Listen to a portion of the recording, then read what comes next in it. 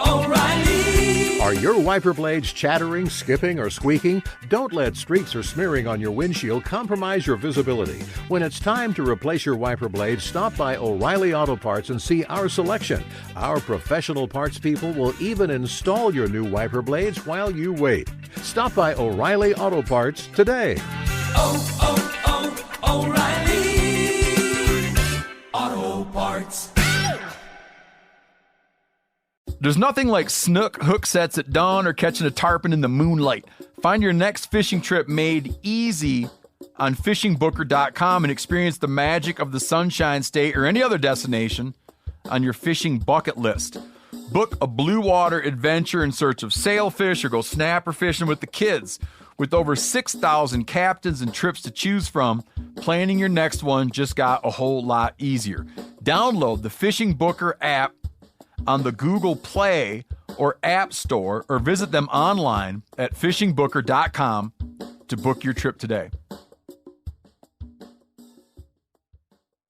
You ever get that feeling the walls closing in, the concrete jungle suffocating you? You crave some wide open spaces, the chance to connect with nature, maybe in a spot all your own. Well, head over to land.com. They've got ranches, forests, mountains, streams, you name it. Search by acreage. You can search by location. You can search by the kind of hunting and fishing you're dreaming of. Land.com. It is where the adventure begins.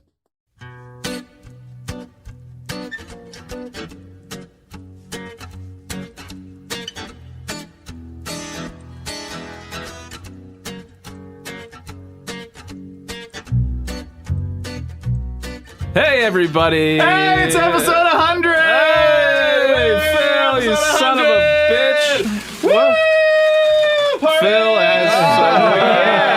Phil is throwing... Phil surprised me. Oh, yeah, you We can't... got hats. They don't these make things noises. don't make noise? They don't. No, They I just go. don't make any noise. So nobody knows what we're doing. Because it's a radio show. Yeah, it's a radio program. This is the weirdest... This is like a little girl's birthday party. It really is. Phil, the engineer, is passing out hats. He's giving us those little blowy Cal's things. a unicorn. Yes, Cal looks like a unicorn. 100! Now he's passing out that candy. means, I know 100 grand means 100,000, but you're Get that away from Giannis. Nestle 100 There's- grand candy. There's still 100 on it. Yep, Yanni. Yeah, no sugar for you, Yanni. Nope. Yanni is the year 2020. No sugar? Well, I'm going 3 months. 3 months, no sugar. Yeah. Which has No been big, extra right? refined sugar. I'm still, like this morning I had raisins in my oatmeal. That's there's, fine. There's sugar That's in fine. those. No processed sugars. Yeah. You had a croissant. Like a keto type of situation. I don't know if the croissant has sugar in Oh, it. guaranteed that's got sugar in it. Really? Yeah, all those breads do, for sure. Well, just a teeny tiny bit. Not enough Yanni's to like, make a I'm difference. doing my You're best. just doing your There's best. No ice cream at night. No Oreo cookies on meat eater Dude, I know how you... shoots. Yeah, man. I know how you love that. It's going to be tough. But It you're- has been tough. A lot harder than not drinking booze. You're back on the booze. Buddy, full strength. Full strength. So you're like, I'm going to push the Oreos aside. Bring daddy the whiskey. No, you know what? I've become a tequila man. That's a good time. I agree. I'll do a little Patron, put it in in a little highball and some lime juice with a little ice. Gosh, I know you don't like ice, but In a cocktail. I In a think cocktail, you're yeah, into it's it? okay. all right. Well, welcome back. No, the reason I'm doing it is JT Van Zant, our buddy. Oh yeah. He's a big tequila guy, and he was telling me about how your body can process it 8 times faster than the next alcohol. Ooh, so it's and high so octane. it could be completely well, but I think it also leaves. Let's do a meat eater fact checker on that one. 8 Yeah. times. Come on, Joe, you got a computer. Yeah, Joe. You're Well, it could be complete placebo, but I could swear if I did what I did the other night at our friend's wedding, which Andy was Racer. probably, I'm guessing, 3 shot skis and maybe 4 cocktails. Please explain the shot ski. Shot ski is usually an old ski I'm gonna eat this candy. that has shot glasses glued, screwed, somehow attached to it. They actually had holes drilled in the ski, and then the shot glasses were dropped in there. That way the bartenders could just keep giving out fresh ones. And they had everybody sign the ski as opposed to a book or something. And I'm guessing they'll put it up in their house, whatever. So you got a ski with 4 or 5 shot glasses attached to it, and they get filled up, and 4 or 5 people line up and all lift the ski together It's a team effort. and toss back a little I like it. whatever you want.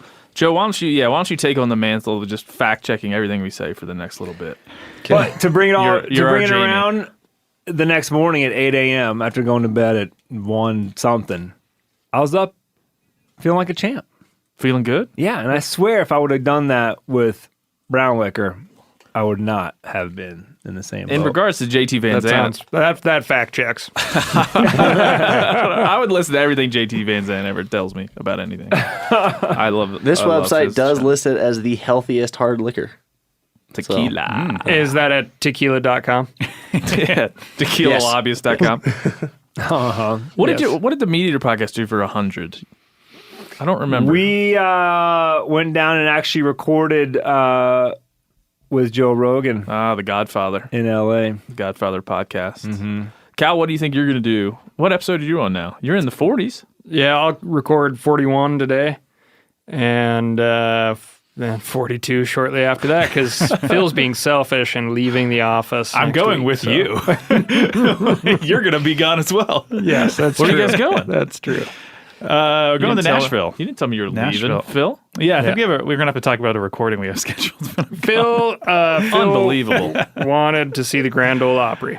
Phil, so So we're doing a little field trip. No, I'm excited. I think Cal and Steve are going for the Wild Turkey Foundation. National Wild Turkey Federation. Federation, excuse me. Get it right, Phil. And they're also recording a podcast while they're down there. So, and Giannis will not be joining. So I am I'm the new Giannis for a day.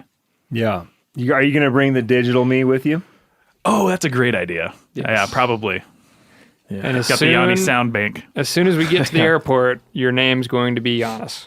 Okay, that's fine. Yes. You already will done- only answer to Giannis. Yeah. That is it. Or Janice? Or Yeah. or Janice. Mm-hmm. Now, Cal, do you think you're going to make it to 100 without having some sort of breakdown? Yes. Yeah. Like, that was another really breakdown? confident. People, I just want to talk about how hard it is to get a weekly podcast out the door, especially the one that you do. Yes. The one that you do is way harder than this rambling nonsense. Yeah, I mean, research and not try. Fortunately, the loophole is it's fun. People take great joy in pointing out the inaccuracies and things that you got wrong, and then on the back end of that, it also allows me to take more time to learn about a subject. So I find that it's not the end of the world to get something wrong. It actually is more beneficial, Yeah. in my mind, to myself and the audience too, because then we get to revisit something and learn more about it. Yeah. And there's a lot of smart folks listening to the podcast. Lots of people with, letters behind their names. And Yeah, we talked about lab-based meat a couple episodes ago, and a nuclear physicist wrote in to correct me on how energy is used in our universe. I was like, yeah! So we'll read that in a later one, but that happened. But I agree with you, because a lot of times I'll stumble on something, we'll start talking about it, and I'll know in the moment that I don't know enough about this subject, but I know we're going to continue to bring people on that do and learn and learn and learn and learn.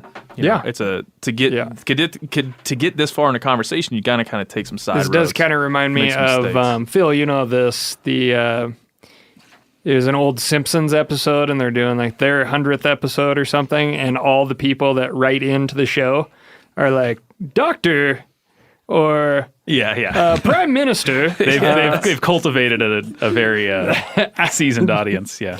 Yes, a very highly educated audience from around the world. Got it. Well, we got a lot to do here. This is called a podcast of too many giveaways. We've fashioned. Phil didn't really. I asked Phil to give me some ideas, and he didn't give me shit. So I had to come up with them all by myself. I helped with one.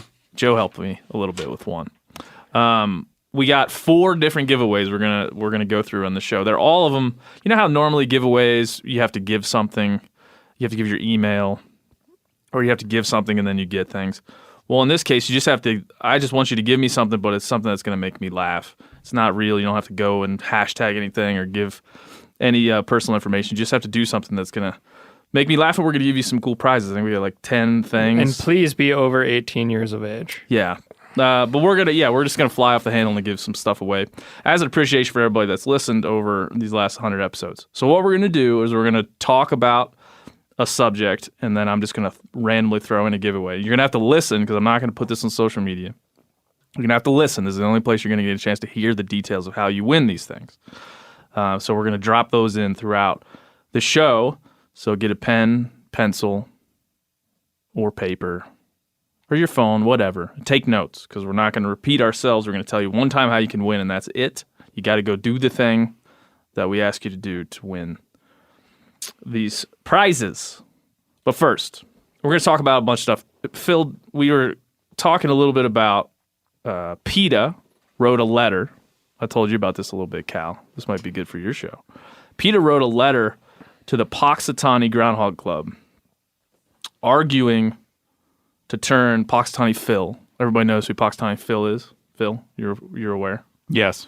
The groundhog that they put up every seer of Groundhog Day. seers, prognosticator The of Sooth. prognosticators. They wrote a letter. The Punxsutawney Phil. people for the ethical treatment of animals wrote a letter. As they are wont to do. Yes, they tend to write letters. And part of this was written by PETA Executive Vice President Tracy Riemann. I believe that's how you'd say that. She says this: gentle, vulnerable groundhogs are not barometers. They're not barometers. I mean, That's True. True. That fact She's check. not wrong. fact check that. Tequila.com says true. Go ahead. PETA is offering the club a win-win situation. Breathe life into a tired tradition and finally do the right thing by a long-suffering animal. And what is the right thing to do? Well, they say, as a prey species, groundhogs actively avoid humans. Being in close proximity to the public causes these animals great stress. When Phil is dragged out of his hole and held up to flashing lights and crowds, he has no idea what's happening, Joe. No idea. Being regulated to a library habitat for the other days of the year doesn't allow him or the other groundhogs there to dig, burrow, or forage. It's no kind of life for these animals. Holy shit. And then, here's what they say is their solution. Using technology advanced electromechanical devices such as animatronics instead of live animals is more popular than ever. We even have the technology to create an animatronic groundhog with artificial intelligence that could actually predict the weather. An AI Phil would renew interest in Punxsutawney, generating a great deal of buzz, much like Sony's robot dog. And it goes on. Can I just say this is the best idea that PETA has ever had? I love it. I feel like it's a pretty good idea. Would you watch the ceremony there, Yanni? No. Never. No, just doesn't interest me. Not at all, Cal. I mean, Groundhog Day, right? With the great Bill Murray. The great that's- Bill Murray. I keep thinking of the That's Super the- Bowl commercial. That's it just got Back revitalized in the again. public consciousness. Yeah, I mean, that's all you need to. I mean, that's all you need to keep the spotlight on the tiny little western Pennsylvania town, Punxsutawney. And the PETA. I mean, they're correct. Like, I guarantee you, the groundhog would much rather be burrowing and doing its thing, because that's how they're wired. However, I'll guarantee you also that the groundhogs in captivity do live longer than your groundhogs that some western Pennsylvania kid's probably going to take pot shot at as it's running across the fence row. Joe, look up Go how rock long a groundhog. pencil. What's the average lifespan of a groundhog? Yeah. These animals aren't made for captivity. Yeah. I totally get it. I would love to see a robot groundhog pop out of a hole to predict the winter. But I would guarantee that this groundhog or the groundhogs in the groundhog club are treated very well, and they're not just drug out of a hole and held up to flashing lights and screaming people once a year and then discarded. The whole thing is just, if you look at a picture of it, there's like dudes. I'm like Yanni. I don't think I've ever watched this live, but there's guys in top hats, full 3-piece suits with bow ties, yelling and screaming while holding up this confused-looking, pretty fat groundhog. So he seems like he's okay. And you have to imagine, in order to pick up a groundhog, that's not the first time the groundhog's been picked up. That's a No. conditioned animal. No. I used to have a hamster named Squeakers when I was a kid, and he would sit on my shoulder and eat lettuce. Oh, I was researching animals that have eaten people, taken advantage of people, dead people, and there is a recorded case of a hamster chewing on a deceased person. Oh, that could have been you. Yeah. Could have fed squeakers. Cal's a lot more fun to hang out with now that he's got like take notes for his podcast.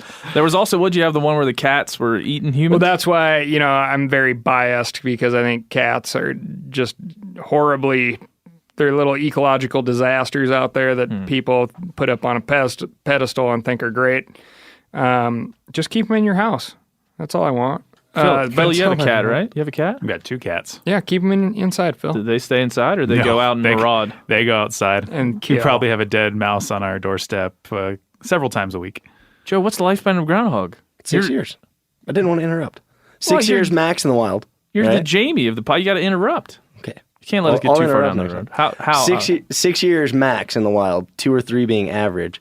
But in captivity, 14 years. Dude, we're doubling the lifespan of these beautiful, majestic, ground-dwelling. Yeah, but then, furballs. if I was a PETA person, though, I would be like, yeah, you know what else probably lived a lot longer in captivity?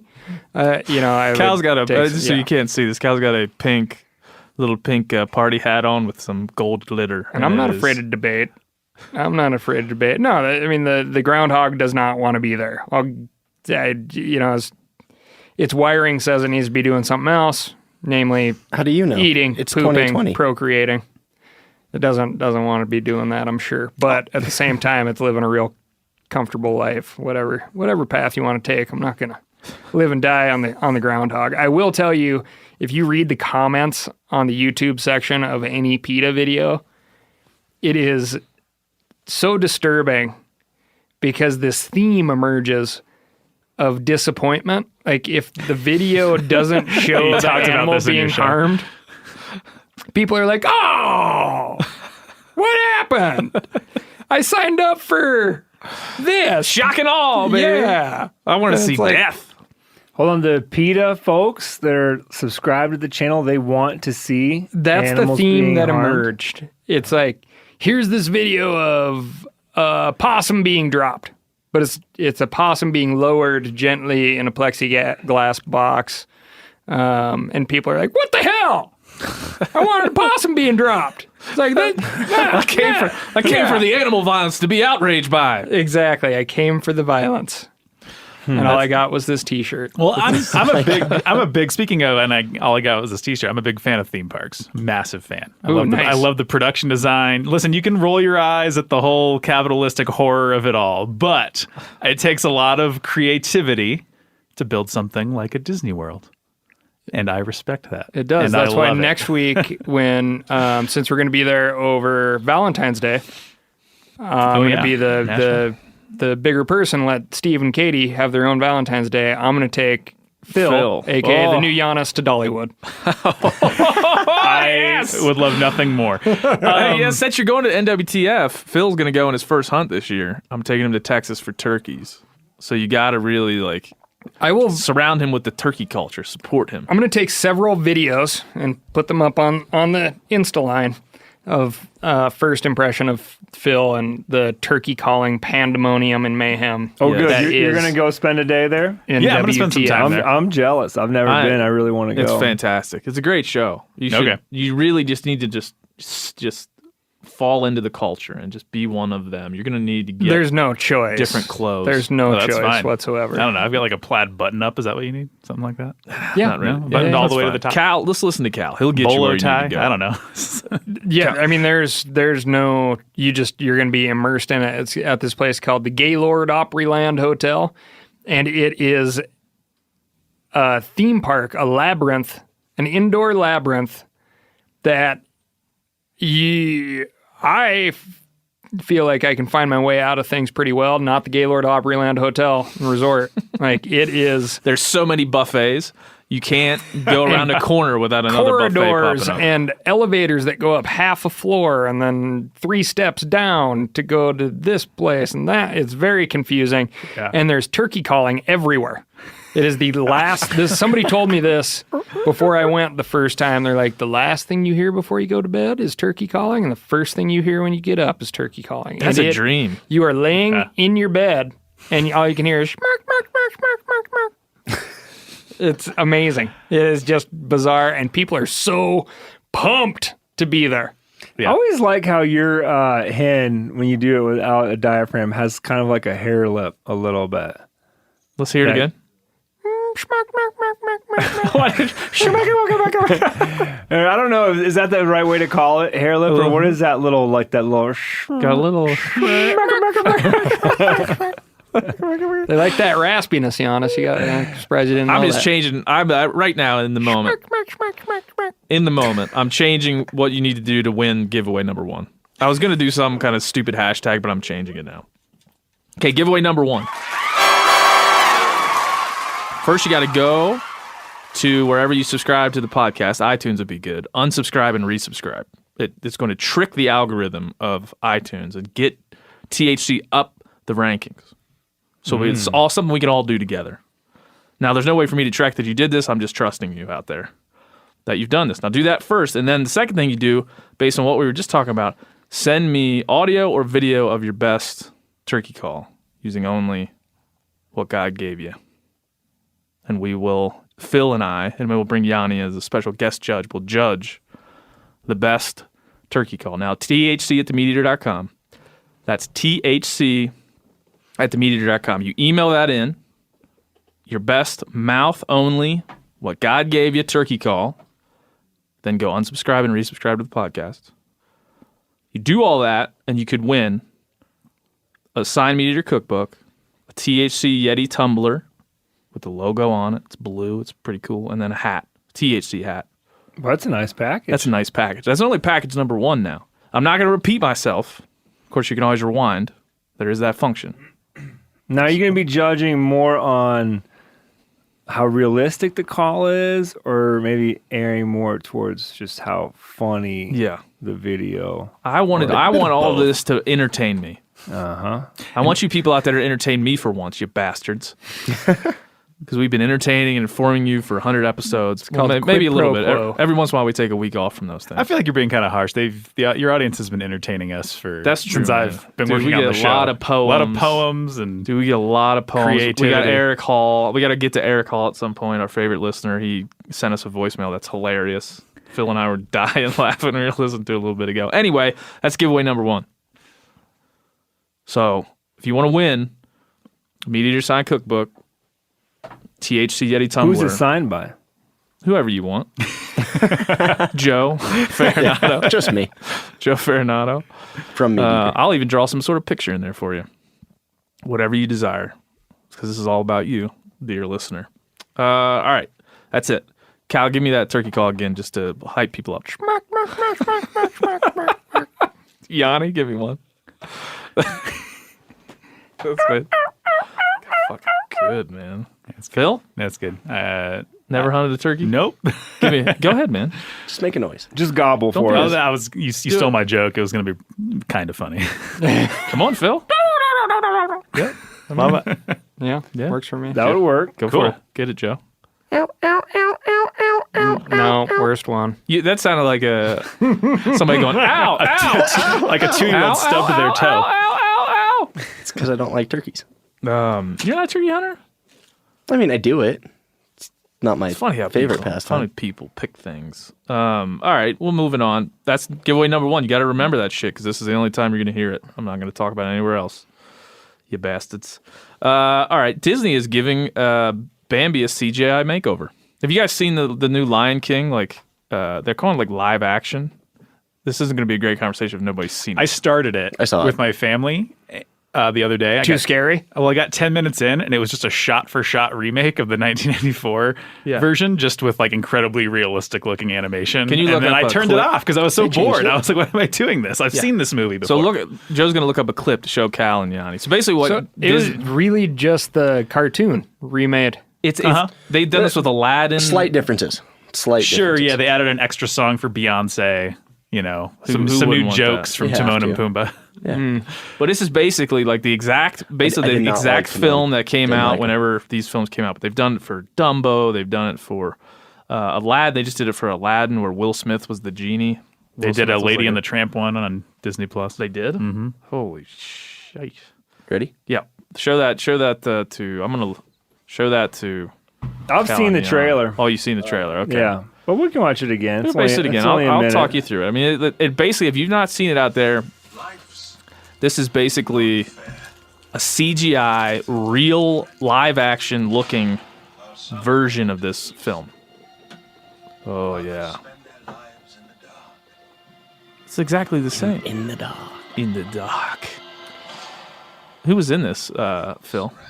Donald Glover plays the adult Simba. Beyonce plays Nala. Really, Beyonce? James Earl Jones came back to be Mufasa. So he's just doing the same exact lines in the same exact role. I did watch this on a plane, and I just thought, this is like, it's overboard.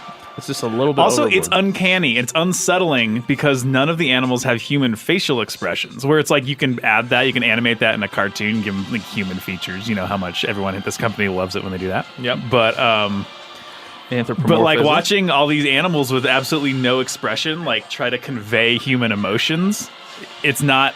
It's weird to watch. It's Interesting. bizarre. I see they're not anatomically correct, judging on the warthog. You looking for warthog balls? And Seth Rogen plays Pumbaa. Oh, Seth Rogen's in? Really? So there's a couple questions that we have to answer here once this. How long is this, Joe? Okay, you've like- seen it's it like a now? minute. Oh yeah. Now I do have to say I'm glad we watched that because that's way more cartoonish than I thought it was going to be. Really? Yeah.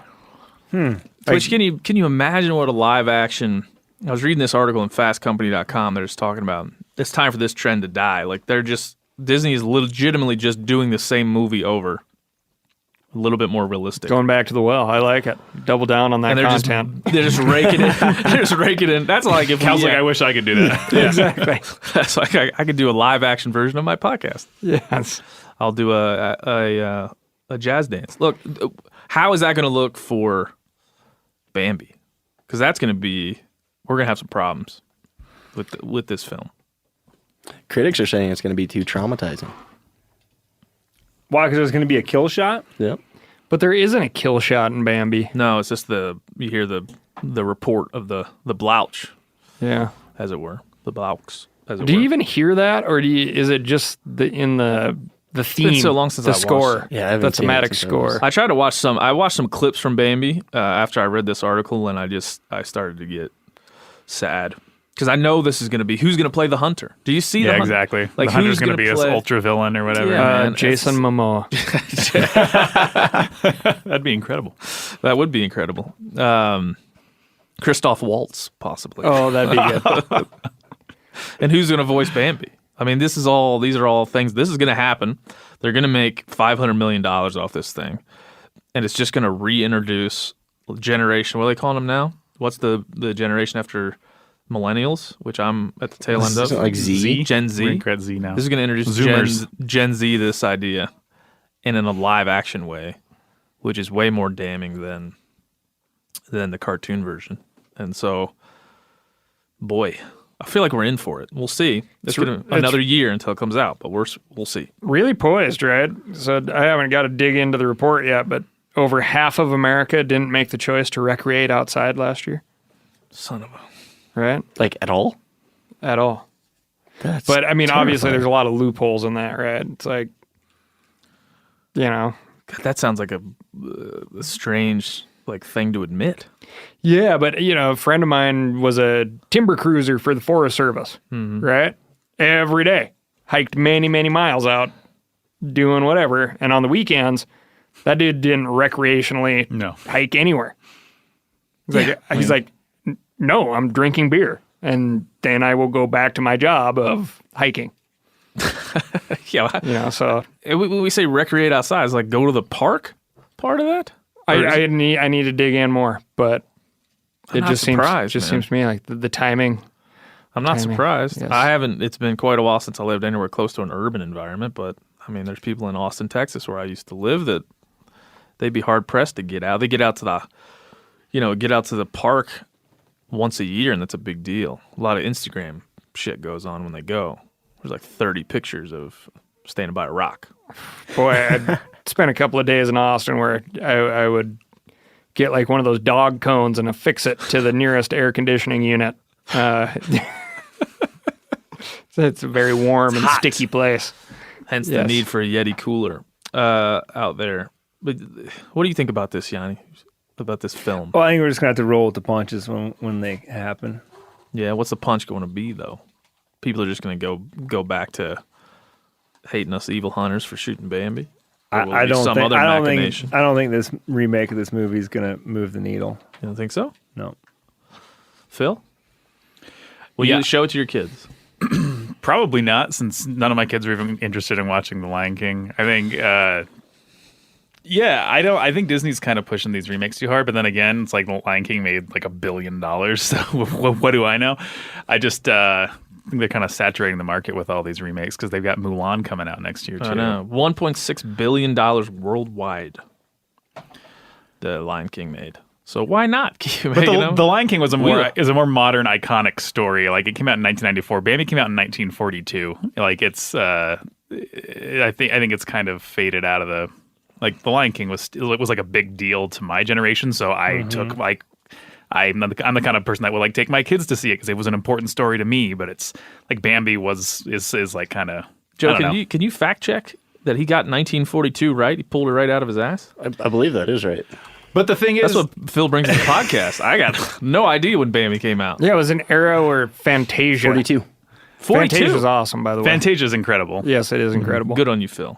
Good on you, Phil, for knowing the exact year. They did Lady and the Tramp, too. Mm-hmm. That was a straight to the Disney streaming service. Did you watch it? No. Didn't they do Dumbo? Yeah, that was directed by Tim Burton. That was I wanted to see that. Yeah. Really? Dumbo's got some sad stuff in it. Dumbo came out in 1941. Really? That's the thing about Bambi, though, is that no one remembers what the actual plot of Bambi is. No, I don't. Except that his mom gets shot by a hunter. Well, Yeah, the deer like, is what named else? Thumper also. The rabbit, yeah. Sure. What's Sorry, the skunk's rabbit, What's yes. the skunk's name? I only know this because I was just reading about it. Tulip.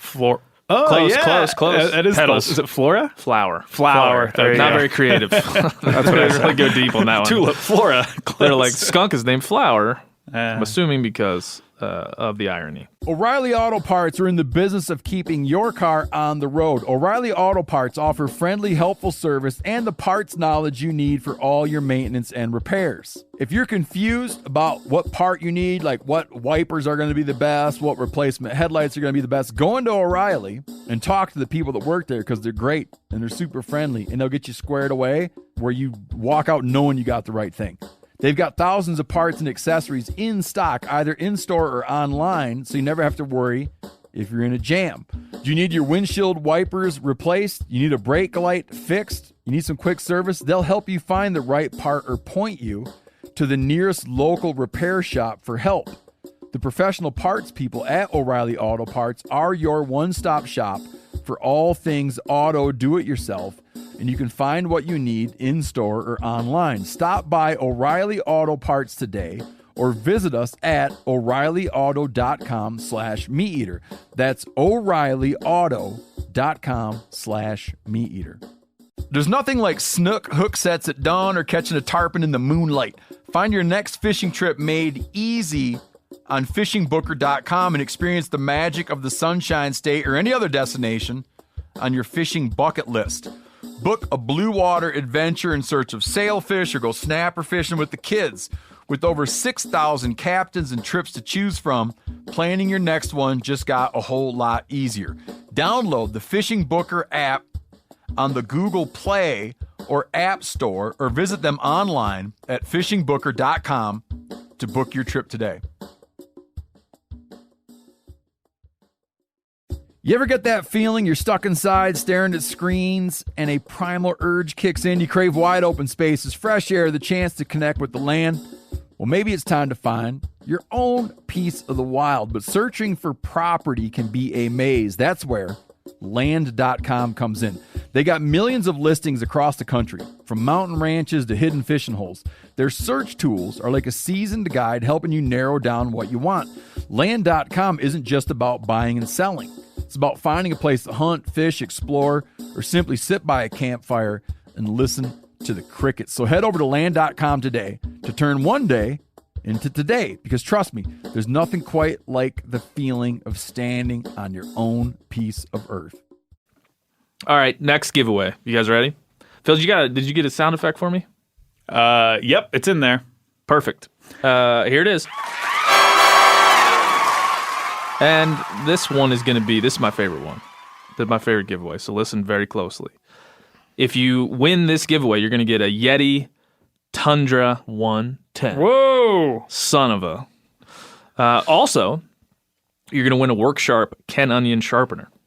The little desktop, not desktop, more like your work. I thought the first package was good. This is a big deal. Yes, this is a large giveaway. Now, here's all you have to do to win this.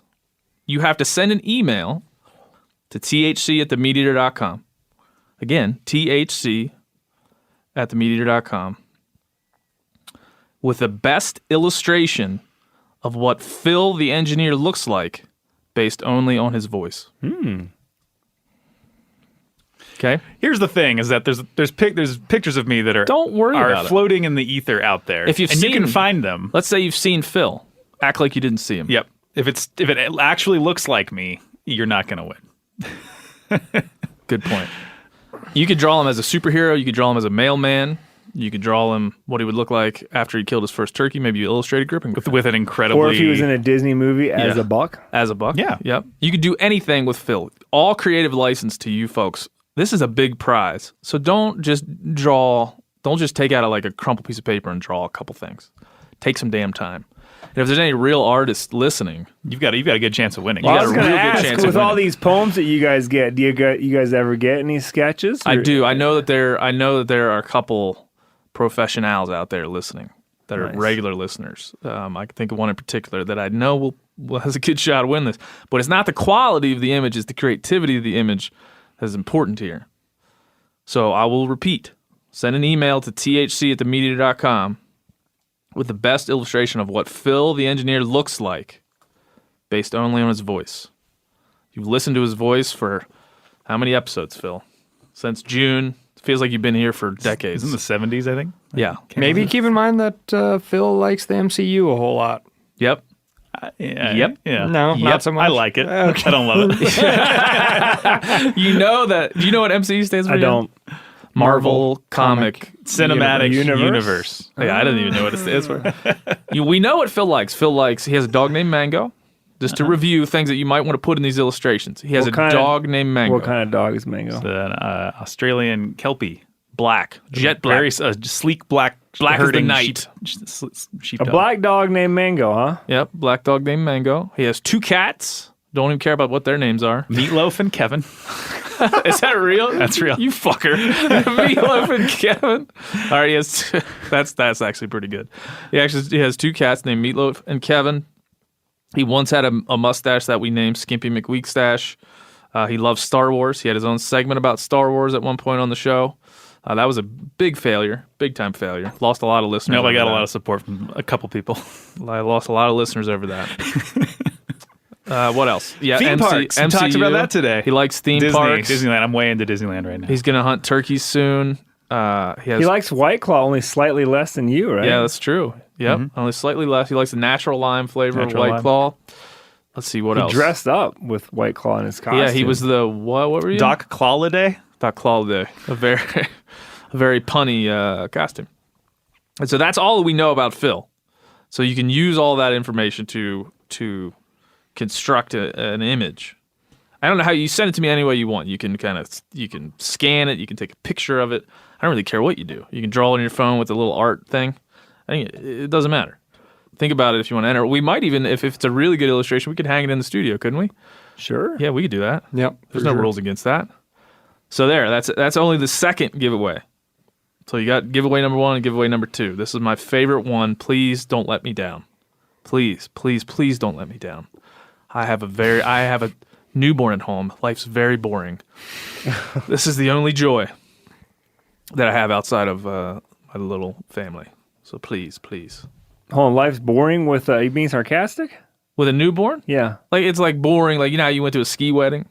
I didn't do that. Not that I was invited, but if I was, I couldn't have came either. I see. I gotta kind of stay home, and it's not that it's Just enjoy precious life. yes, that's it. That's it. There's no like adventure other than the adventure of keeping people alive and clean and fed. So maybe I'll back off the thing I said before. Love you, honey. All right, we got to talk about this coyote named Mercy. Phil or Cal, I'm going to let you kind of get this one. This one goes back to the Punxsutawney Phil thing, but it's so much worse. This is shocking to me, and I did a terrible job writing it up for the week in review. So thank you for giving me another shot here. Please. So basically, Come out swinging. nanny walks a child through Franklin Park, I believe it is. Coyote comes out, bites. Hold on, where's Franklin Park? Chicago. Chicago. Isn't that it's Lincoln Park, isn't it? Is it Lincoln Park? I thought it was I Lincoln think Park. it is Lincoln. Okay. It's right next to Franklin. checking. Franklin High School. Franklin. Anyway, coyote comes out, bites the child in the face. Face bite. Lincoln Park. The Great band. coyote eventually is captured. There's, they need to make sure it's the right coyote, so they do, the full battery of tests to determine if the coyote is sick, diseased with anything else, and they do a DNA test. So they pull coyote DNA off the child and make sure that, yes, this is the right coyote. All of this costs money. The coyote is in a rehab center for life now because it bit a child and can't be released somewhere. Again, great costs. And then you start reading in, and every news outlet is like, yeah, coyotes aren't that big of a problem, but, the guy got bit the same day, and then the school got shut down because another coyote was spotted, and so they had like a lock-in at a school because of a coyote, and then, basically, I'm just getting more perturbed over like the city funding, unless Chicago has every... We're going to go to Chicago later on this year, and if it's not like the cleanest, most well-run, spectacular city on the planet, I got some bad news for they're you. overflowing with funds to where they're like, let's help out the coyotes. Yeah, you know I'm what? going to be very angered. Here's what I would do. Kill the coyote. Not with a big bullet hole either. Just bonk him on the head so we could skin him, tan it, and then sell the fur to the highest bidder and make something out of it. And then use that money to give it to some poor kid that doesn't have enough money for food or clothes or an education.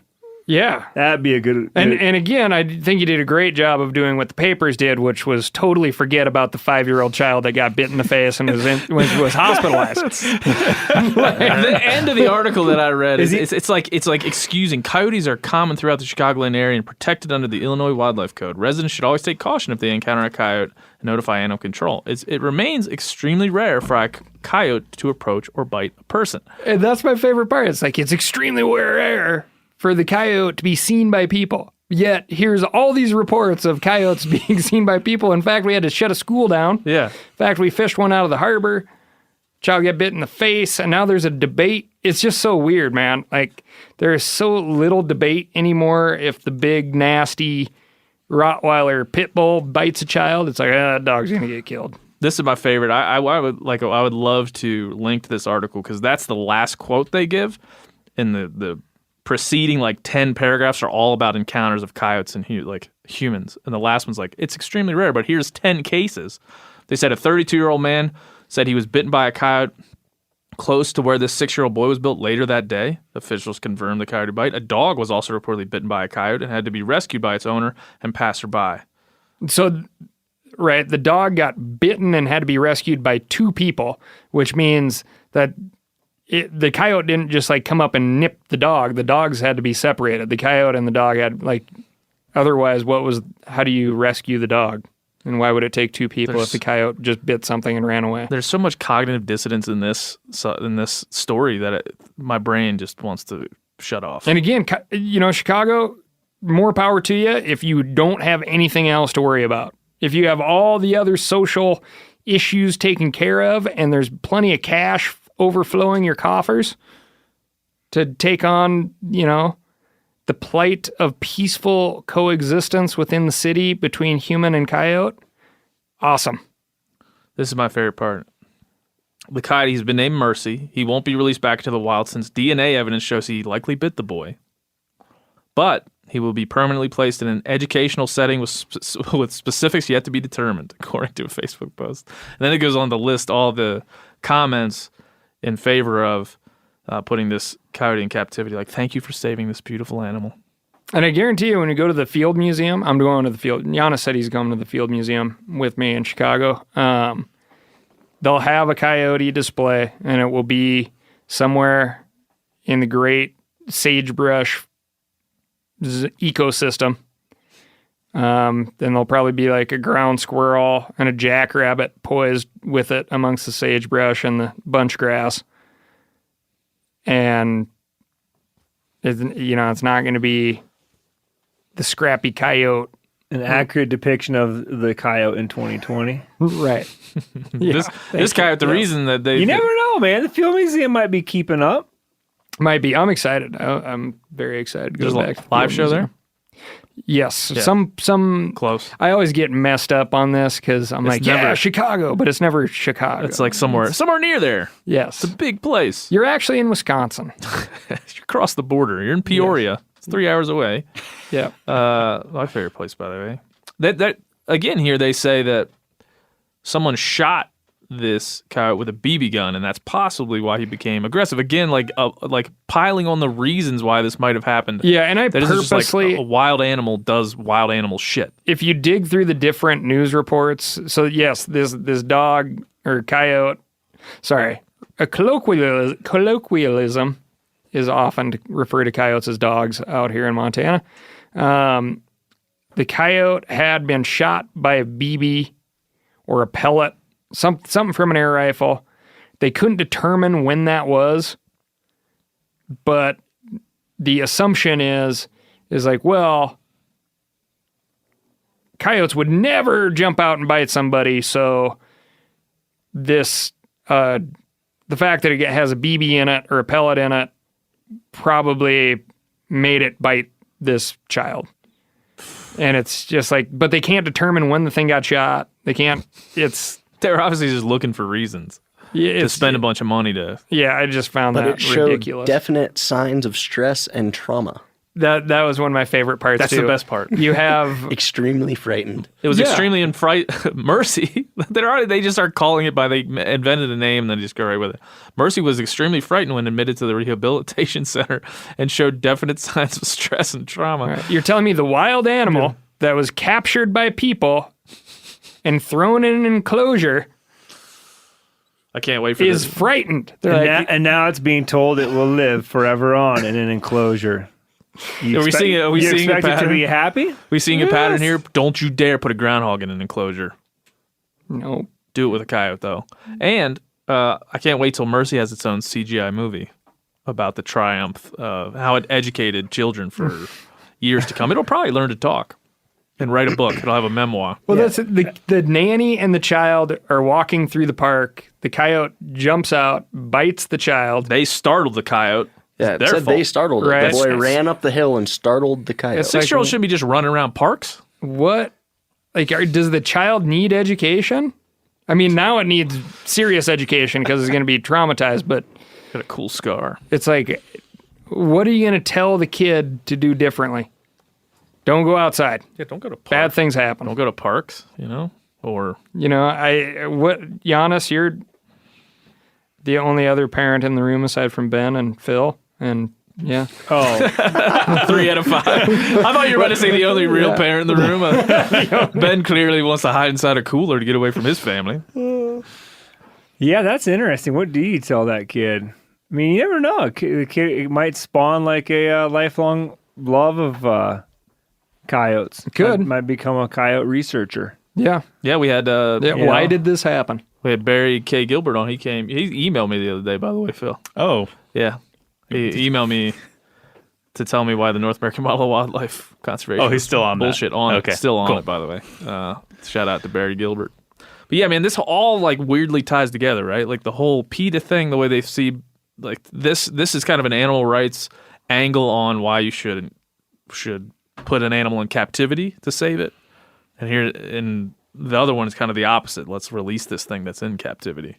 It's just a weird juxtaposition, I find. Maybe I'm making a connection that isn't there, but it's certainly interesting. Cal's Week in Review, what episode was that you can listen to Cal's full take? 40, 40? I think. I think so. It's very difficult The to most say. recent one as of this recording. We'll call it 41 or 40. All right, giveaway number 3. You got that sound effect? Number 3. This one you're gonna win. Here's what you're gonna win, Joe. I'm going to win it? No, you're not gonna win it. Vortex 10x42 binos for this one. Dang. Deep. And a Weston meat grinder. Holy cats, man. That's a Together lot. in one package? Man, that's full circle. Full circle. Find them and grind them. This is the find them and grind them Yes. giveaway. That way, Yanni. Find them and grind them giveaway.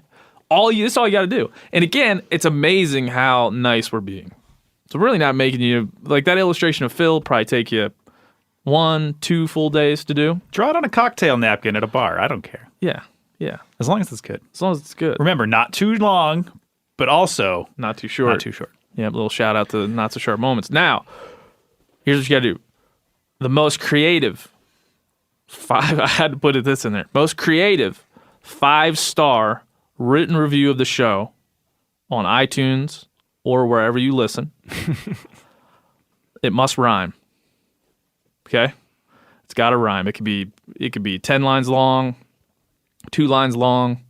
It can be a haiku. This is my favorite giveaway. You like this one? Yeah. It's gotta rhyme. The prizes and the one. request. So you could win. You could find them and grind them. The Yanni Patel's Find Them and Grind Them giveaway. And again, I'm not telling you guys any. If you didn't listen to this, if you're not listening right now, you're not going to know about this. There's no other way to find this out. Mm-hmm. So congratulations for listening this far into the show. Most creative 5-star written review of the show on iTunes, really, or wherever you listen. I know most of you listen on iTunes. It must rhyme. When you're done writing this review, again, the review must rhyme. When you're done writing the review, we need to know who you are. So at the bottom of the review, put your social media handle that you use the most. Could be Instagram at whatever, Twitter at whatever. Make sure we can get a hold of you via social media. And that's it. It's that simple. And you can win that stuff. And then I'll make Phil box them up, ship to your house. Because I'll probably be busy. I got a lot of stuff to do. Or maybe Joe will do it. I could do it. Didn't you just say you were really bored at home? Sounds like you got a lot of free time. Yeah, I got no time for this. Okay. Bored was the wrong word to use. Tied up. So that's the giveaway number 3. We got one more giveaway coming up, but that's number 3. So you got 1, 2, and 3. I like it. All right, Phil, it's your time now. We have a segment on the show. I don't know if any of you guys have heard this segment yet. It's called Dr. Phil, Medicine Woman. Dr. Phil, this person needs surgery now. Don't worry. I'm on it. My work here is done. Dr. Phil, Medicine Woman. The first time we did Dr. Phil, Medicine Woman is just random shit. Phil, what'd you do? You read about Star Wars? That was the Star Wars segment that I thought An awful failure. Awful failure. Nope. I was a fan. Awful. Nope. I've gotten multiple positive reactions. 2? In person and over the internet. In person? Uh-huh. Somebody recognized you? No, it's Will next door. Yeah, okay. Will, the social media guy that works for media, yeah. was saying positive things about your performance? All Said right, he that's agreed fine. with my ranking, too. That's fine. All right, He's a new guy. He's new. He Doesn't make friends. He's just trying to suck up to Phil. Phil's got a lot of power these days. All right, we're launching a brand new version of Dr. Phil, Medicine Woman. And here's what's going to be. A bunch of people wrote in already with something that's going on, some debate amongst themselves in their hunting circles with their hunting buddies, some camp debate, something that happened that they're trying to solve. And I felt like what's better than to let a non-hunter listen to this, no preconceived notions or prejudices against the hunting community. Somebody with Phil's gravitas, thoughtfulness, everything you can say about Phil. Right now he's wearing a tiny little party hat. That's the gravitas. That's Professor Phil talking. So Dr. Phil Medicine Woman is going to read your. I've printed one out for you, right? Did I? I read the one that you dropped to my desk yesterday. I have not read this one. That's fine. Just read it. Okay. You don't like it? Oh, you haven't read it I at haven't read all. it yet. I read the other one, and I was prepared to rip this guy a new one. Really? But now I guess I'll just do this on the fly. That's fine. Well, I like to surprise you with this shit. Okay, thanks. Okay, Phil, rip it out. You're going to read. It's a pretty long one, right? Yeah, You're going to read it. It is pretty long. Skip over the parts that aren't good. I don't know what's good and what's not. So read it, and then you're going to give your opinion, and then we'll all try to help you out. Go Okay. for it, buddy. Hello, Philium. Already off to a good start. This year, Philium? Yep, that's how they address the email. P-I-P-H-I-L-L-I-U-M. Yep. Okay, continue. This year, on the last morning of rifle season in Nebraska, I was out driving one of my fiance's, thanks for the advice, Ben, pastures, just looking around. To preface this, I should say that the day prior... Wait. Back up. Yep. Thanks for the advice, Ben. That's what he said. He said he this was is the driving dude- around in one This of is the dude his that fiance's pastures. This dude sent me a message and asked me what he should do to propose to his girlfriend. And look at that. This is the same guy. What's Wow, his name? closing a loop. This is Luke Reeves. I should have said that. Good job, Luke. I gave Luke a full. I'm like, this is exactly what you should do. I don't know if he did exactly what I said. I don't even remember what I said, but I'm feeling important. So You played a big role. Hold on, you're Go not on. going to tell us now the advice you gave him to ask his. He doesn't remember. Ask for her hand. I don't even remember. I'm eating one of these candy bars. I don't even remember what it was, but it was like, be strong and be true. Look her in the eye. Wear pants. Something like that. And he did it. So he's stoked because now she's his fiance, and her family obviously has some land because he's driving her across one of her There we pastures. go. So yeah, he's That was in probably part of my Nebraska. advice. Like, you got to win her. My dad always said that to me. Marry a girl with hunting ground. I didn't do it. I married a beautiful woman. Go ahead, Philip. Sorry to interrupt your first segment. Oh, that's fine. I thought that was important info. To preface this, I should say that the day prior we had put fence up around the whole section because we were about to move the majority of their cattle onto stocks. Already lost. Being somewhat educated in the way deer work in this area, I realized there was no chance I was going to see anything, be it a deer or any other wildlife. But I do enjoy just sitting and looking at pretty country. After about 20 minutes of sitting in my truck, I noticed a 4x4 driving across the section adjacent to ours. When it got to the fence, someone who I can best describe as a shorter, less funny Joe Pesci stopped and asked me if he could help me. This confused me for two reasons. I was clearly not in any distress, simply sitting in my truck listening to Remy talk about almost getting stepped on by an elk. Shout out to Cutting the Distance. The second reason being this was our land that had been in my fiance's family for many years. The angry man then proceeds to berate me for driving through my field because he is sitting in a raised house he calls a deer blind and scared all the deer that weren't there anyway. After a few minutes of letting Tyrion, yell at me, it's a short man, I decided the best course of action was to step out of my truck and talk to him face to face. Now, I'm by no means an imposing figure. I stand about 6'3", and maybe weigh 200 if my hair is wet. Okay. So I had no thoughts of intimidation. I just feel it's harder to be a dick to someone if you're talking to them face to face.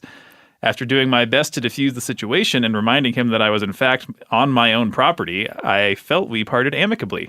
I even gave him a nice 5-point shed I'd found and had sitting in the bed of my truck, since at some point during the conversation he had mentioned he had a son.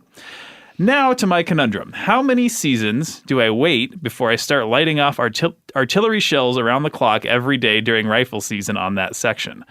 I'm a fairly average bow hunter, and I also muzzle load, so missing the 9-day shit show that is Nebraska rifle season wouldn't bother me one bit. Should I give him a show opening morning next year? Should I wait and lull him into a false sense of security before coming on real strong 2 or 3 years? Normally, I would say this being petty is beneath me, but seeing as that far beneath me is about eye level for him, man, this guy is just full of jokes. I thought I'd give it the old college try. It should also be noted that Bilbo, okay, you're stretching it far, has gotten into some kind of altercation with everyone that lives within a 10-mile radius of his little hobbit hole. From middle schoolers jogging on the gravel road in front of his house to an elderly woman who stopped to photograph an eagle, not Latvian, that happened to be in a tree near his home. I feel Dalton. I'm missing that one. What's that reference? Dalton? Roadhouse? Look it up, Joe. Dalton? I feel Dalton addressed these types of situations quite well. Oh, wait, hold on. Because Patrick Swayze is not a Be tall nice man. until it's time to not be nice. Oh, Dalton. Okay. I wanted to ask you two, as Ben did give me some solid advice on popping the question, and Phil's Insta story shaving his mustache to evanescence with some serious high-level comedy gold. Thanks again for everything you guys do for hunters, and keep the great podcast coming. That is the email. Okay, Phil. Sincerely, Luke. There's a lot to go over there. I feel like you got your retribution there. You just got that red live. You got your email read live about Bilbo and his hospital. Listen, that made me laugh. I'm sorry. No, to it was short good. people Hold out on. there. I thought we're letting the objective Phil, right? Sorry. He needs to weigh in. But first, Phil, make sure. Can you summarize like what his question is? I mean, it was a great. It was very well written. Thank you, Luke. This guy was a dick to him. Yeah. He went out of his way to be nice to this guy who's been historically a short man, historically a dick to everyone To around people him. or in the community. In the community, known for his dickishness. Yes. He's asking you, should he be a dick back? He's asking for your permission, Phil, your exalted status within our hunting community as a non-hunter with opinions. He's asking Phil for your permission to be a dick on purpose in the future to this short man, to Bilbo. Do you consent? I would say not yet. I'd say if there was another altercation, then I think that quote, be nice until it's time to not be nice. I don't think it's time to not be nice yet, I feel. That's where I am right now. Okay, would you tell him to go out of his way to be nice or just not be mean? Oh, just not be mean. You already gave him the shed, right? That was a nice gesture. Maybe he could turn this very short, very mean man into a kind and gentle soul through his benevolence. Yeah. Benevolence. Nope. No? No. Nothing? That's your No. official That's my official. Dr. Phil? Yeah, I mean, maybe it's a boring centrist point of view. I don't think you should go out of your way to be a dick, but I also don't think you should go out of your way to, I don't know. That's what you can look forward to in Dr. Phil Medicine Woman segments in the future. Boring centrist opinions. If we had tackled the email that you gave me yesterday, I would have been on fire. Next time in Dr. Phil Medicine Woman, okay, You know what is just striking me as real confusing is this whole show. why medicine woman? Was she not a doctor or not a... Well, Dr. Quinn is just, a one-syllable name. Got Dr. Phil. Oh, yeah, it was Dr. Quinn. It was Dr. Quinn, Medicine So Woman. This is Dr. Phil, like the fake TV doctor, but then also Right. medicine woman, Is like Dr. medicine Quinn. woman like another accreditation? Yes. Like, Yes, well, you- it took me 7 years to get my doctorate, and I then think it took me back another in 3 like years. 1906, whenever that show took place. I don't know. To get my MW. My Medicine Woman standing. Medicine woman degree. Medicine woman, that's a lifetime achievement. That's a lifetime Oh, achievement. yeah. I Because like you're it. never not a medicine woman after that. That's true. Can they strip away your doctorate? Probably. They probably can, yeah. All right. Thanks, Phil. Congratulations to our emailer there on his pending nuptials. And I'm sure my advice, maybe he should write back in and tell me what the advice that I gave you was. Because I'm sure it was good. O'Reilly Auto Parts are in the business of keeping your car on the road. O'Reilly Auto Parts offer friendly, helpful service and the parts knowledge you need for all your maintenance and repairs. If you're confused about what part you need, like what wipers are going to be the best, what replacement headlights are going to be the best, go into O'Reilly and talk to the people that work there because they're great and they're super friendly and they'll get you squared away where you walk out knowing you got the right thing. They've got thousands of parts and accessories in stock, either in-store or online, so you never have to worry if you're in a jam. Do you need your windshield wipers replaced? You need a brake light fixed? You need some quick service? They'll help you find the right part or point you to the nearest local repair shop for help. The professional parts people at O'Reilly Auto Parts are your one-stop shop for all things auto do-it-yourself, and you can find what you need in-store or online. Stop by O'Reilly Auto Parts today or visit us at O'ReillyAuto.com/MeatEater. That's O'ReillyAuto.com/MeatEater. There's nothing like snook hook sets at dawn or catching a tarpon in the moonlight. Find your next fishing trip made easy on fishingbooker.com and experience the magic of the Sunshine State or any other destination on your fishing bucket list. Book a blue water adventure in search of sailfish or go snapper fishing with the kids. With over 6,000 captains and trips to choose from, planning your next one just got a whole lot easier. Download the Fishing Booker app on the Google Play or App Store, or visit them online at fishingbooker.com to book your trip today. You ever get that feeling you're stuck inside staring at screens and a primal urge kicks in? You crave wide open spaces, fresh air, the chance to connect with the land. Well, maybe it's time to find your own piece of the wild, but searching for property can be a maze. That's where Land.com comes in. They got millions of listings across the country, from mountain ranches to hidden fishing holes. Their search tools are like a seasoned guide helping you narrow down what you want. Land.com isn't just about buying and selling. It's about finding a place to hunt, fish, explore, or simply sit by a campfire and listen to the crickets. So head over to Land.com today to turn one day into today, because trust me, there's nothing quite like the feeling of standing on your own piece of earth. People who go out of their way to be discourteous to people that they share fence lines with, my God. Oh, I you mean, got a good story of those. Why? What? You must have so much extra time and energy to willingly just rub your neighbors the wrong way. It just is no way to live. It's not anything I'm going to understand ever. Have you ever told your goose hunting stories from this year on a podcast show?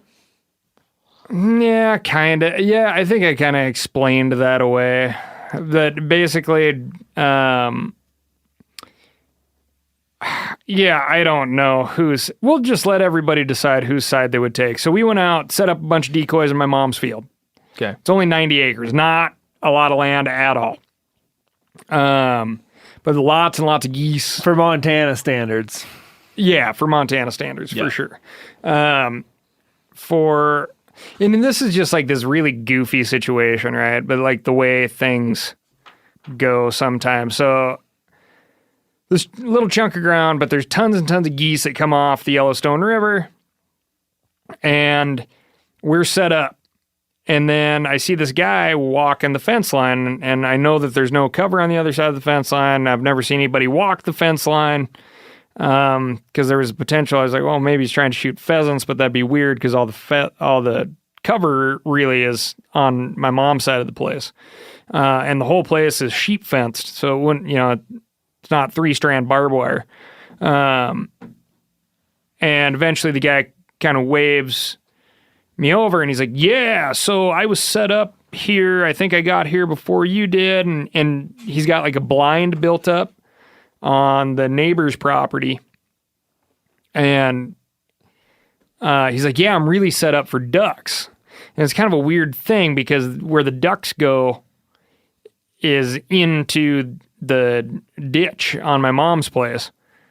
And I was like, oh, well, yeah, it's a good spot for ducks, but it'd be tricky to do this legally because the best shooting, you'd have to be very choosy with your shot opportunities in order to shoot birds and have them land on the property that you have permission on. And, it's kind of like this. I'm like, oh, well, listen, it's really not a big deal. As long as you shoot birds that decoy into your decoys and we shoot birds that decoy into our decoys, if you stick to that, you can hunt back to back in theory. Like literally touching back to back if your butts were on the property line. Well, the geese, there's a pretty good headwind, which is very helpful for decoying geese. And the geese are swinging over the neighbor's property to get into the flight pattern to come into the decoys. And then once they hit this guy's blind, he shoots birds. And one landed in our field, which of course I was like, well, yeah, go get it. But that was like the whole game plan. Well, geez, what I typically do is sit on the fence line and shoot birds, and I have my dog go get them in your guys' place. And there's like no conceivable way he's not shooting one that's not going to fall on somebody else's property. You'd have to, like I said, you'd have to be very picky. Yeah. You'd have to be very, very picky. You'd have to ignore a lot of shot opportunities because you're only going to be able to like legally retrieve a few of them. So, and yeah, this person took advantage of the birds decoying into our spread three times that morning. Got a few birds. At one point, I turned to Miles Nolte and I was like, well, hey, the good news is all he needs is one more bird and he's going to be limited out. and then he can't shoot any more geese. Holy shit. So, yeah, that wasn't great. Yeah. What would you have done in that? Did you storm over there, Phil, in this scenario? I don't have that kind of personality because I'm mostly a coward unless I have You to could not be a coward. channel somebody from the MCU. Like who? I don't know. Who would you be? No, I want you to tell me. From the MCU? Uh-huh.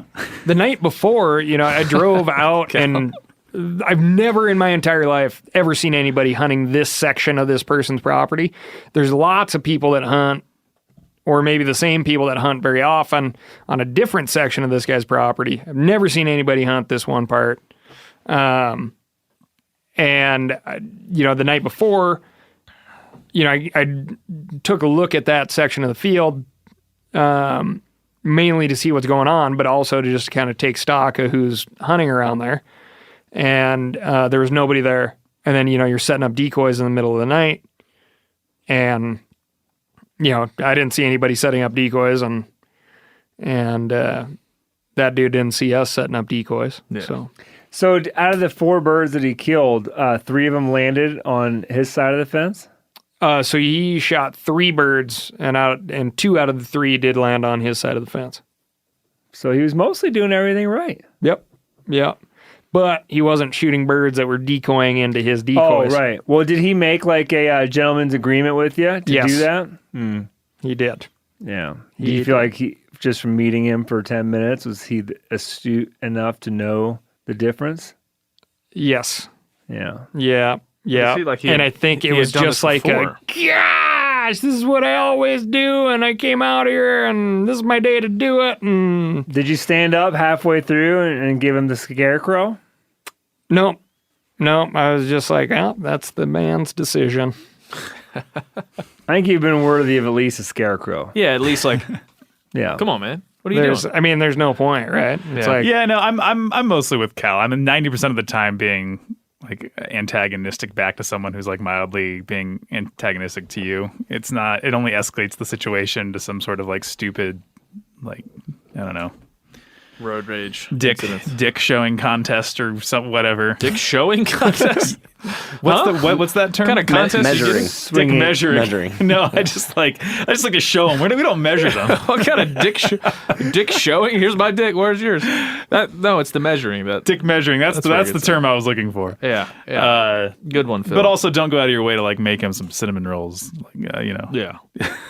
All right, we're gonna. Right. So here's the other fun part of that. Right, is my stepdad's like, well, how'd it go? I'm like, oh, it worked out fine for us. We did get a couple of birds once that guy packed up and left. And then I was like, oh, yeah, well, here's this kind of annoying thing. We would have had more birds. And my stepdad is the type of dude who would let anybody hunt. Anybody. And nobody in the history of the place has ever knocked on the frickin' door to hunt. And I tell him this story, and he's like, well, I'm going to go out and I'm going to paint every fence post orange. It's like, that's a bunch of crap. Had that guy just called, I would have said, hey, don't hunt today, and then you can hunt every other day that Ryan's not here, which is the majority of the days of the hunting season. And I'm like, don't do that. Like, small chunk of ground, it's fun to have. It's not anything to ruffle any feathers over. And I go back out there for New Year's to hunt geese again, and all the fence posts are painted orange. No shit. Yeah. And the end. Like, that's a good ending to the story. And never. What does that mean? Nobody has ever knocked on the damn door to ask to hunt. And it just like one story, and now for sure nobody's ever going to ask to hunt. Why? What does that mean? The orange fence posts? It just says no hunting. Yeah, it just means like stay. Yeah, in the state of Montana, you don't have to mark property. You have to assume it's no hunting. It's a ask permission first state. But if now you're thinking if people see orange fence posts, they're going to not even ask permission. Right. Yeah. Huh. That's interesting. Usually when people do that, they're very adamant about not having people on their property. Oh, I didn't know. Or that's the way the assumption's gone it's now. the connotation anyway, so- behind it. I didn't know about orange fence posts. I've seen it, but I've never seen it like in an open field like that. Because I think that's a clear message that like something went down. So I need to tell you what's up. Oh, it's funny too because it's only on one side. Yeah. It's like on that. fence That's a line. clear message. Like, hey, just this side's an issue. I don't Yeah. care about this one. But it was great because my stepdad's solution was like, well, gosh, I would have, had I known, I would have called the neighboring landowner, said, hey, ask this person not to hunt this day, and then they can just hunt on our place the rest of the time. That was like the neighborly solution prior to this situation. And I was like, well, now nobody's ever going to be able to hunt her. And it's just that's not what I was asking. It just takes for. one. Yeah. Right, Phil? So- That's why your segment's going to be so important to the hunting community. Yeah, it's going to change the game. Okay. All right. Well, Before we Go let ahead, it go, I thought the thing that was going to come up before he got into his little or what to do after his altercation was I love how when people roll up when there's a problem, the way that they get into it is by asking the question, "Can I help you?" Yeah. yes. Yeah. Are you stuck? That's Are like, you that's like lost? the most passive aggressive way to start a Right? conversation. Yeah. Well, so I'm in this spot in Idaho that is a giant drainage. And this guy rolls up and he says, "Hey, where are you hunting?" And, I was parked in a spot where it is very obvious. I'm like, well, I'm going to walk right up this ridge, the ridge at which my vehicle was parked at the base of, and just go up there and sit for the rest of the night. And he goes, "Oh, well, that's where I was going to send my son tonight." And it's this huge drainage. And I'm like, well, maybe I'll see him up there, I guess. Yeah. And it was just, He's going to definitely see me up there if he goes. Yeah. right. I'm like, so you sticking with that plan? I didn't say anything else, I mean, it was after work, right? So it's not a lot of daylight left. It's like, well, this, my plan, thank you for asking. It's like, well, I'm going to send my kid up there too. Okay. Especially in stuff like that. For me, if I see, I'm a passive that way. Like if I see somebody in a place I was going, I'll just avoid them and go somewhere else. Especially in the West, where I feel like there's millions of acres sitting around. I can get back in my truck, go somewhere else if I need to. Like I just don't feel the need to press on other people's good time. Maybe later in my life I will if I've developed all this intellectual property that I'm defensive. I like to size up the other hunter and then think how fast will his legs carry him or her up that ridge? Because if I'm ahead and I get there first, I get to sit on that point. Ooh. No, why I'm Yanni- kidding. I'm kidding. That's why Yanni's out there working. Only out. one time was I in a foot race, and we did end up killing elk shortly thereafter. But we were a solid, quite a few minutes Miles away. ahead, and we just saw the headlamp coming, and we didn't stop. We kept on pushing. Yeah, you got to just have fun with that part of it. Like, that's a nice competition. Like, get up the hill, get on it, get it done. A little pressure. Never hurt anybody. We got 2 more giveaways, Joe. Holy crap. Jeez. Still 2 more. Well, yes. Ben's feeling generous. So, 1 you already know about, but I'm going to tell you about it anyway because I think it's a big deal. You can win a hunt in New Zealand. Do you guys know about this? Damn! Yeah. You can win a hunt. I haven't even gotten to hunt in New Zealand. Neither win have a I. hunt. You can win a hunt in New Zealand.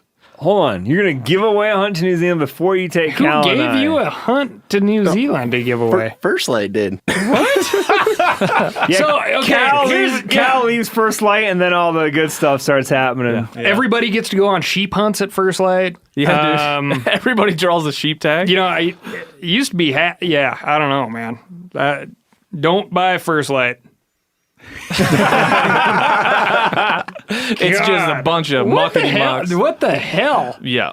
Yep. New Zealand tar hunt sweepstakes with Man, they must be flush over there. I know, with First Light, Weatherby, and Benchmade. If you go to firstlight.com/tar hunt, you could TAHR hunt. You can enter for a chance to join me, Ben O'Brien, on a New Zealand tar hunt with our friends at Southern Lake Safaris. You're also going to get a full First Light kit, a Weatherby Mark V Weathermark LT, and a Benchmade knife for your troubles. All you got to do is put your email in there. That's where you go. Holy What the hell? shit. That's ridiculous. That's pretty ridiculous. People already know about that. I've been talking about it for a couple of weeks, but I mean, you'd be very happy to just win it for the rifle yeah. or for the First Light kit. But you get to go on a TAHR hunt in New Zealand. Did we get to fly in a helicopter for that hunt? Yeah, no, we shoot right out of the helicopter. It's gonna be great. Damn. I'm just kidding. We're not doing that. But yeah, I haven't yet talked to the guys down there, but I've seen a lot of pictures of the Southern Alps where they get around, and it's as good as it gets. I'm going to apply for this. You could win a First Light kit. What a bunch of crap. Yeah. That's exactly what I thought. You win that, it's better than working for Meat Eater. Employees don't have it that good. No. here. It's true. No. It's true. I don't know why more people The aren't. First Light employees do. They had, yeah, obviously. Bridget sheep Noonan, tags and Bridget everything. Noonan got Yeah. given a sheep hunt, ridiculous, man. and then they made a movie about it. Yeah, so just be a part of that party. And then, again, First Light's talked about it a little bit, but they haven't really publicized it all that much. So you're going to get, if you're listening to this podcast, you're going to get a good chance to win a freaking tar hunt, man. So good luck with But you that. got to give up the email address for this Yeah, one. all you got to do is go to firstlight.com/TAHR hunt, and you can. The there's earlier photo giveaways props. don't require email address, but if you want to play This is First Light's giveaway. Yeah, if you want to jump in the deep end, Yeah, this is all First Light. You can read the legal stuff there. This all goes through First Light. So you go to their website and do everything there. are you hosting this hunt, or does they go with someone else from First Light, or they get to? How does that all work? I guess I'm hosting the hunt. You're going too. I'm going to, Okay. and it'll be a Southern Lake Safari. So I'll be with you. We'll be doing like New Zealand type of stuff. I know you can shoot turkeys in New Zealand with no license. You just see I've heard one. that too. It's very laissez-faire over there for turkeys. So we may even get into that. No promises. I'm not making the rules. 25 days left to enter that. 25 days left to enter and win. Have you thought Tar about taking me as your packer? I've thought about it. Cool. People don't thinking. really know, Joe is a very tall, lanky individual. One of his steps is like 8 of my steps. Legs like tree trunks. Yeah. That's why I hate following or having people around that are tall, because I'm not a Bilbo per se, but No. average height. You are a shorter, less funny Joe Pesci, though. That's true. Dude, I'll take that all day. I'll take that all day.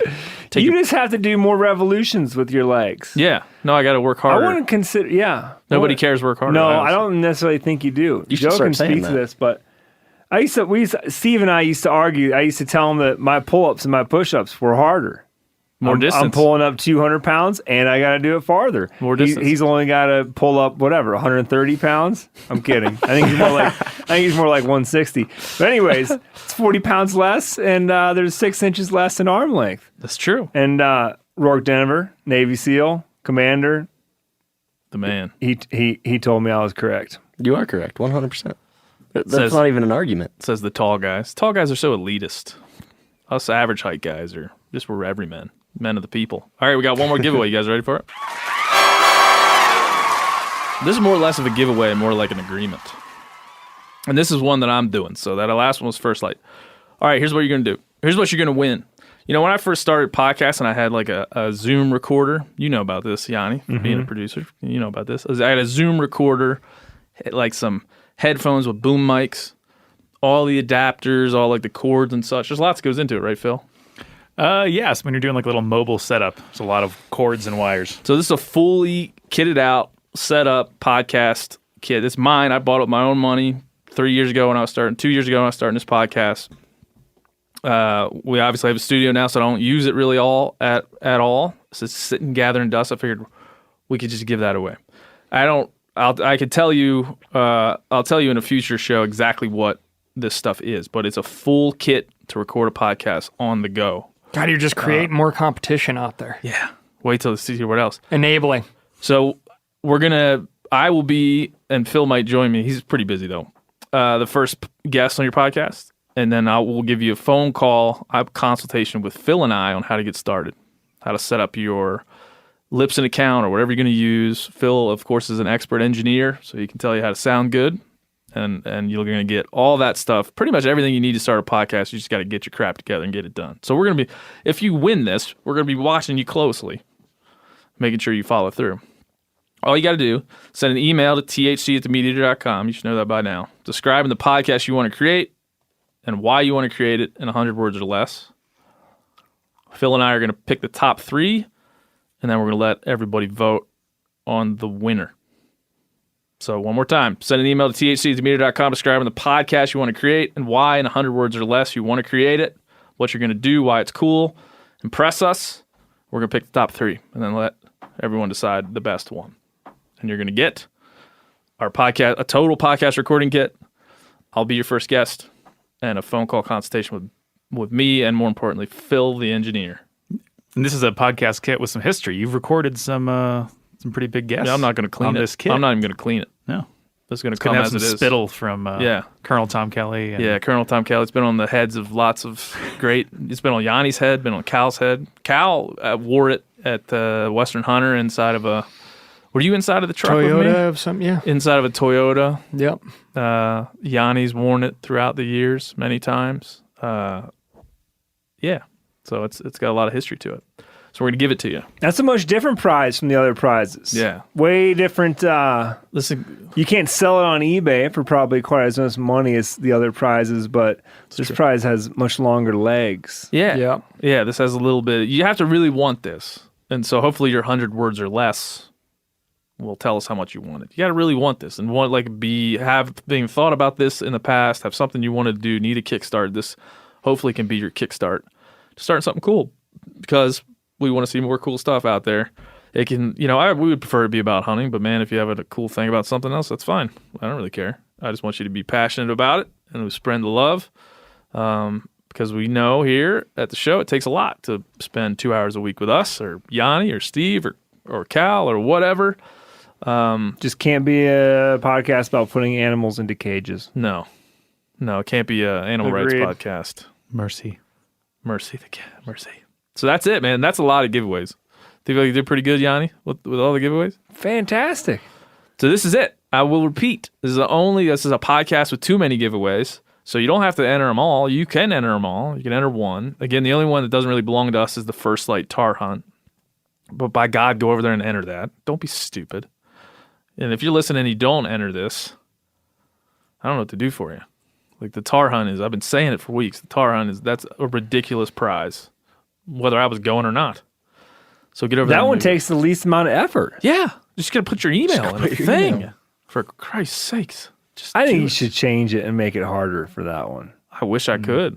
I don't have control over the other ones. So hopefully we'll see one of you guys. And we're going in May. We're going the last week of May. So you don't know. This year? Yeah. Holy I mackerel. think that's yeah. I'll check with Kevin. That's like Harlan. instant gratification. Yes. I said already go ahead and preemptively take the week off work knowing you're going to win. Just ask your boss. Say I've preemptively won a contest that You're possibly losing a week of turkey hunting though. I'm a little worried about it. I'm trying to schedule my little turkey tour, and I'm just a little nervous. I'll about go that for you, week. Ben. It's okay. But also June, I'll also bear sacrifice. hunting, also June bear hunting. So I'm going to come back and go directly into bear hunting, I think. Yeah, but you're going to the great island aquarium that is New Zealand. I'm Ugh. sure you can find multiple hunting opportunities. just a couple. I'm killing a turkey while I'm over there, because there's literally turkeys are just ditch chickens over there of the greatest regard. Like they're regarded as something that should be wiped off the landscape. So you can pretty much ask any landowner, "Hey, I'd like to shoot that turkey stand." Have you had a turkey tour podcast yet? Nope, We should get together it's and coming up. talk about that. We should. We didn't have you on for the next turkey tour. I'm thinking It's time. it's Usually time. somewhere in It's time. late January, early February It's is time. when my mind flips over to. That's giveaway number one. I want to hear. Man, it's a lot of stuff you guys got to do. But whatever, man. You can win. I'm going to make a So turkey much. call called the hair lip. Let's hear it again, Kev. Let's end the podcast. Let's end the I like that podcast little with rasp. your best and loudest.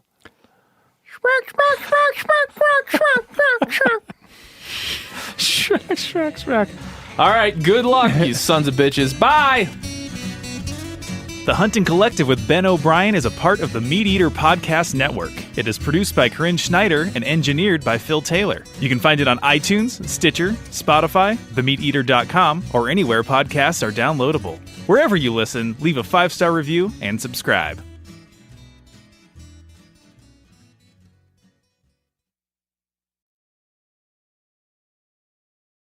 You ever get that feeling the walls closing in, the concrete jungle suffocating you? You crave some wide open spaces, the chance to connect with nature, maybe in a spot all your own. Well, head over to land.com. They've got ranches, forests, mountains, streams, you name it. Search by acreage. You can search by location. You can search by the kind of hunting and fishing you're dreaming of. Land.com. It is where the adventure begins.